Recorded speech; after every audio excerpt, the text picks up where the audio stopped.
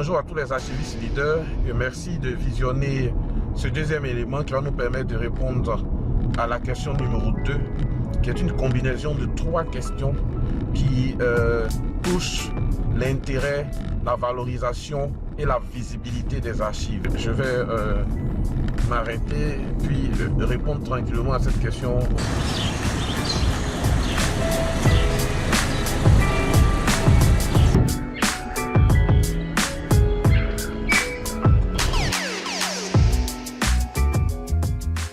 Donc, je reprends la question. Nous avons tendance à voir les archivistes jamais en costume sous prétexte que le métier est salissant.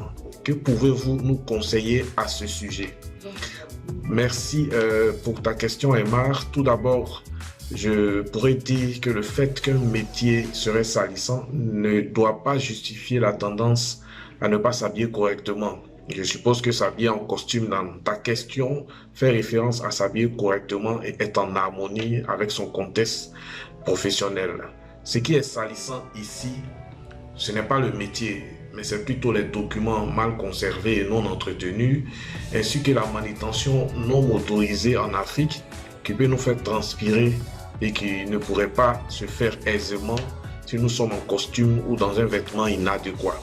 Donc la poussière et la transpiration pourraient justifier, n'est-ce pas, la tendance à ne pas s'habiller correctement et à préférer des tenues décontractées ou juste le port de la blouse. Mais je pense qu'il ne faut pas balayer du revers de la main bien d'autres motifs qui peuvent justifier la tendance à ne pas bien s'habiller en entreprise.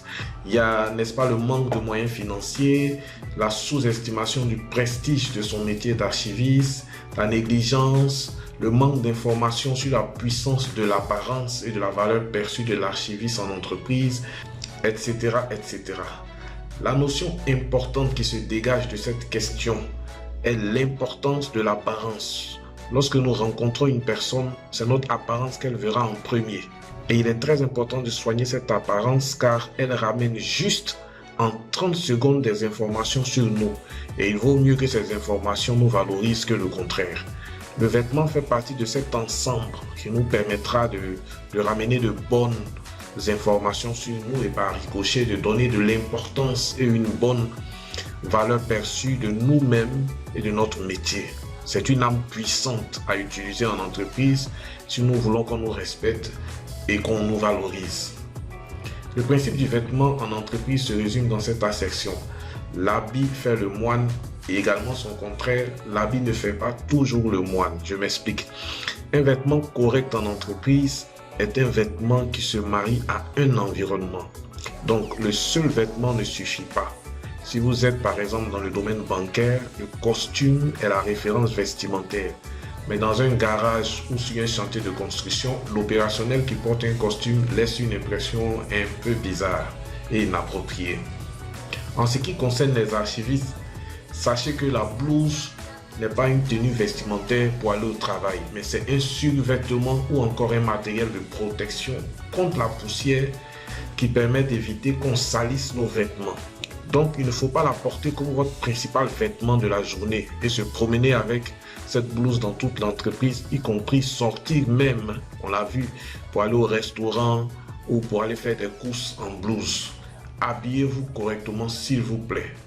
Pour s'habiller correctement également, il faut faire attention à vos couleurs, aux accessoires et rester constant, sobre dans le style pour ne pas perturber les gens et ramener une autre image ou un autre message sur vous à votre entourage. Aussi, en plus d'être bien habillé, il faut s'assurer que votre valeur perçue est en harmonie avec votre valeur réelle.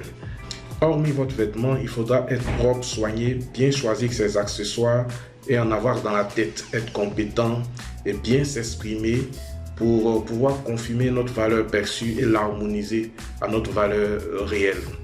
Il n'y a rien de plus décevant que quelqu'un qui ramène une assurance de par son habillement et qui débite des conneries lorsqu'on l'écoute. Que votre valeur perçue et votre valeur réelle soient en harmonie, s'il vous plaît, chers archivistes.